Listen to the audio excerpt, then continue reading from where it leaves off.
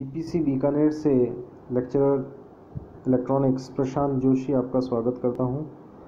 आज हम EL 204 में हमारा नेक्स्ट टॉपिक है factors affecting bias stability and stability factors, यानी बायस के स्थायित्व को प्रभावित करने वाले क्या कारक होते हैं, इनके बारे में अध्ययन करेंगे।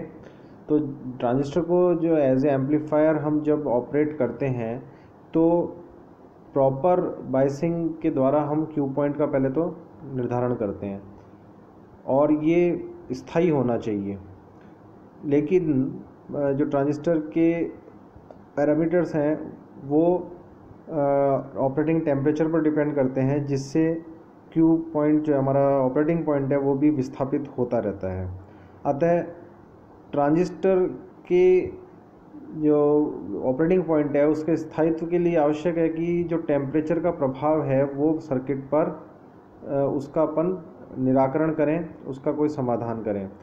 तो कलेक्टर करंट की जो स्थायित्व होता है उसके 3 कारण होते हैं।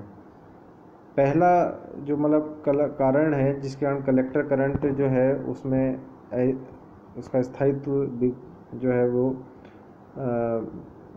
स्थायित्व बिगड़ता है, वो है ICO यानी कि leakage current, reverse saturation current, और दूसरा है बेस टू इमीटर वोल्टेज, और तीसरा है हमारा फॉरवर्ड करंट ट्रांसफ़र रेशियो यानी बीटा, जिसे HFE भी कहते हैं, HFE H पैरामीटर। तो ये IC जो है इन 3 पैरामीटर्स का फलन होता है। तो इसको अगर हम इसका पार्शियल डिफरेंशिएशन करें तो इस इक्वेशन से आप देख सकते हैं, इसको हमने IC के सापेक्ष ये जो है हमने इसका पार्शियल डिफरेंशिएशन हम कर रहे हैं इस IC इक्वेशन का। तो हमें मिलता है delta IC is equal to delta del IC upon del ICO multiplied by del ICO plus del IC upon del VB delta VB plus del IC upon del beta delta beta. अब इसमें से हम define करते हैं यहाँ पे delta IC upon ICO को as a S। ये हमारा पहला स्थायित्व गुणांक है, स्टेबिलिटी फैक्टर है। इसे हमने डिफाइन किया है इसके रूप में, यानी कि लीकेज करंट के सापेक्ष कलेक्टर करंट में परिवर्तन की जो दर होती है उसे हम S कहते हैं। इसी प्रकार से S डैश क्या होता है। अच्छा, इसमें ये भी साथ में कंडीशन है कि ये परिवर्तन की दर किस स्थिति में है, जब VB और बीटा यानी बाकी के 2 पैरामीटर कांस्टेंट लेकर के चल रहे हैं। इसी प्रकार से S डैश को कैसे डिफाइन करते हैं कि VB के सापेक्ष कलेक्टर करंट में परिवर्तन की दर, जबकि लीकेज करंट ICO और बीटा वो कांस्टेंट रहें। इसी प्रकार से S डबल डैश, ये S डबल डैश की डेफिनेशन क्या होगी, देखिए S यहाँ आ गया, S डैश ये हो गया, अब बचा S डबल डैश। तो उसकी डेफिनेशन क्या होती है कि बीटा के सापेक्ष कलेक्टर करंट में परिवर्तन की दर, जबकि लीकेज करंट ICO और VBE कांस्टेंट रहें। तो ये हमारे 3 स्थायित्व गुणांक हैं जो कि टेम्परेचर सेंसिटिव होते हैं, टेम्परेचर पर काफ़ी निर्भर करते हैं। तो स्टेबिलिटी फैक्टर्स को हम आगे कैलकुलेट करेंगे अलग अलग टाइप के बायस सर्किट्स के लिए। यहाँ आप देखें कि ये हमारी जनरल इक्वेशन होती है, collector current IC is equal to beta IB plus 1 plus beta ICO। तो इसको हम अगर IC के सापेक्ष अवकलन करें तो हमें ये प्राप्त होता है। तो इसमें अगर हम पक्षांतर करें तो ये हमारी इक्वेशन प्राप्त होती है। इसमें जो हमने बाय डेफिनेशन S को हमने क्या डिफाइन किया था, S था हमारा delta IC upon delta ICO। तो ये अगर हम इसमें यहाँ पुट कर दें, ये हमारा 1 अपॉन S है, तो ये अगर हमने इसमें पुट कर दिया तो S जो है उस पक्षांतर करके S की वैल्यू फाइनली हमें ये प्राप्त होती है। ये हमारी S की वैल्यू है। तो ऐसा क्यों होता है, क्योंकि जो जैसे जैसे हम ट्रांजिस्टर का टेम्परेचर बढ़ाते हैं तो उसके कोवलेंट बॉन्ड टूटते हैं, जिससे क्या है कि बेस इमीटर सर्किट में लीकेज करंट बढ़ती है और इस से कलेक्टर करंट भी जो है वो बढ़ती है। तो कलेक्टर का टेम्परेचर जैसे जैसे बढ़ता है तो वैसे ही आईसीओ में बहुत तेज़ी से वृद्धि होती है और इससे ट्रांजिस्टर के फॉल्टी होने की संभावना रहती है। तो इसको रोकने के लिए धारा को क्या है, हमें कंट्रोल करने की आवश्यकता होती है। और लीकेज करंट आईसीओ जो है, लीकेज करंट आईसीओ, इसका मान प्रत्येक 10 डिग्री टेम्परेचर बढ़ने पर डबल हो जाता है। तो एस का मान जितना कम होगा, इस स्टेबिलिटी फैक्टर एस का मान जितना कम होगा उतना ही कलेक्टर करंट पर ताप का प्रभाव कम पड़ेगा। इसलिए ऑपरेटिंग पॉइंट के स्टेबिलिटी के लिए एस का मान न्यूनतम होना चाहिए, एस का मान न्यूनतम होना चाहिए। तो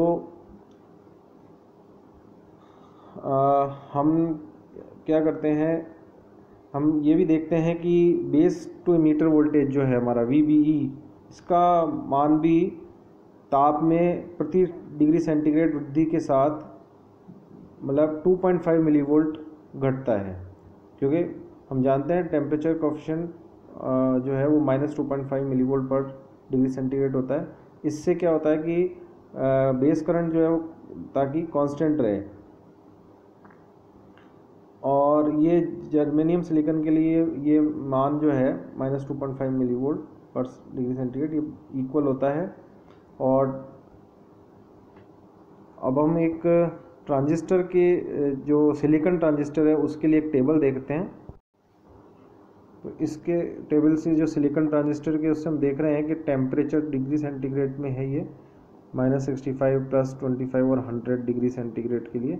तो उसके लिए हमारी लीकेज करंट का मान जैसे जैसे टेम्परेचर बढ़ रहा है वैसे वैसे लीकेज करंट का मान बढ़ रहा है और जो VBE है उसका मान घट रहा है और बीटा का मान जो है वो बढ़ रहा है। तो ये हमारा जैसे एक फिक्स बायस सर्किट है, इसे हम फिक्स बायस सर्किट कहते हैं। जब कलेक्टर VCC और RC के बीच में, इस पॉइंट से हम बेस के बीच में, इन दोनों पॉइंट्स के बीच में RB रेजिस्टेंस को लगाते हैं, ये फिक्स बायस सर्किट होता है। तो बायस स्टेबलाइजेशन जो है इसके लिए जो स्टेबलाइजेशन टेक्निक्स हैं वो भी काम में ली जाती हैं और कंपनसेशन टेक्निक्स भी काम में ली जाती हैं। तो फिक्स बायस के लिए, अगर हम फिक्स बायस सर्किट के लिए हम ऑपरेटिंग पॉइंट को देखें तो जैसे इनपुट लूप है जो मैंने अभी सर्किट बताया, उसके इनपुट लूप पे अगर आप देखेंगे तो ये इक्वेशन बनेगी VCC - IB RB - VB = 0। तो इससे बेस करंट IB की वैल्यू आती है ये एक्सप्रेशन आता है। अब चूँकि VB को मिलीवोल्ट की ऑर्डर का होता है तो इतना कम वोल्टेज जो है वो VCC जो है बैटरी के VCC वोल्टेज के सापेक्ष नगण्य मान सकते हैं। तो इसलिए इसको IB = अप्रॉक्सीमेटली VCC/RB लिख सकते हैं। और जो हमारा आउटपुट लूप है उसके लिए ये इक्वेशन होगी कि हमारा किरचॉफ वोल्टेज लॉ से, किरचॉफ वोल्टेज लॉ अगर हम लगाएंगे आउटपुट लूप में तो हमें ये मिलेगा। तो इसका पक्षांतर करके हम ये इक्वेशन लिख सकते हैं और इसमें हम IC की वैल्यू बीटा IB पुट कर सकते हैं, क्योंकि ICO तो नगण्य होती है तो कलेक्टर करंट बीटा IB लिख सकते हैं।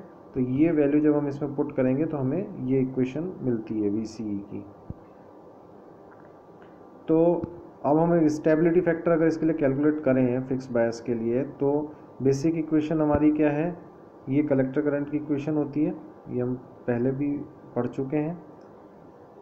तो इसका अगर हम इस इक्वेशन का IC के सापेक्ष अवकलन करें, इस इक्वेशन का IC के सापेक्ष अवकलन करें तो क्या होगा, IC का IC के सापेक्ष अवकलन 1 होगा और बीटा इंटू डेल IB/डेल IC प्लस 1 + बीटा डेल IC/डेल IC हो जाएगा। और इसमें चूँकि बाय डेफिनेशन S की डेफिनेशन क्या होती है, डेल IC/ICO, तो हमने यहाँ पर ये इसको लिख दिया, इसको जस्ट रीअरेंज कर दिया, तो हमारे पास में आ जाता है 1 minus beta del I B upon del I C, this is equal to what, 1 plus beta into 1 upon S, क्योंकि इसकी ये एस का रेसिप्रोकल है। तो हमें एस को अगर कैलकुलेट करें तो एस इज इक्वल टू क्या आ जाएगा, पक्षांतर करके ये आ जाएगा हमारे पास में 1 plus beta upon 1 minus beta del I B upon del I C. तो फिक्स, अब अपन जानते हैं कि फिक्स बायस हेतु इसकी वैल्यू ज़ीरो होगी। क्यों होगी?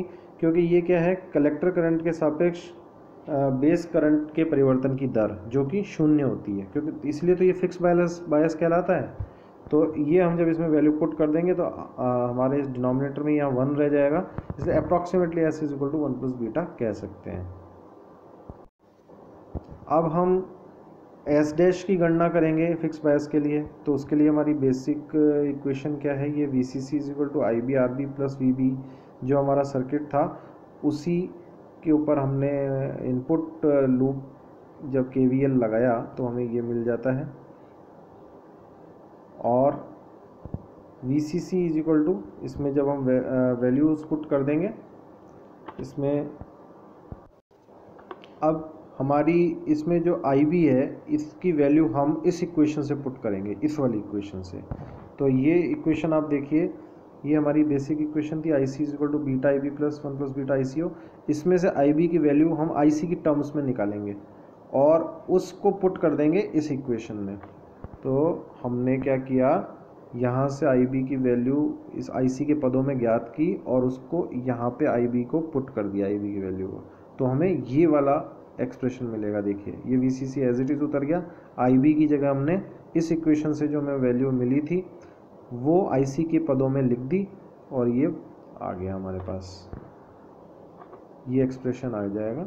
और इससे हम सॉल्व कर लेंगे आई सी को पक्षांतर करके, तो आई सी का व्यंजक क्या आएगा, ये आ जाएगा जो आप यहाँ लिखा हुआ है, ये आप चेक कीजिए आपकी, दिस इज़ योर एक्सरसाइज। यहाँ ये 1 प्लस बीटा आई सी ओ है, लीकेज करंट। तो अब चूँकि बाय डेफिनेशन एस डैश क्या होता है कि वी बी के सापेक्ष कलेक्टर करंट के परिवर्तन की दर, जबकि लीकेज करंट और बीटा स्थिरांक रहें, नियत रहें, इस नोटेशन का अर्थ ये है। तो ये स्थिरांक है दोनों, तब इसके परिवर्तन की दर जो है वो क्या आ जाएगी, इस इक्वेशन को जब हम सॉल्व करेंगे तो minus beta upon R B आ जाएगी, minus beta upon R B.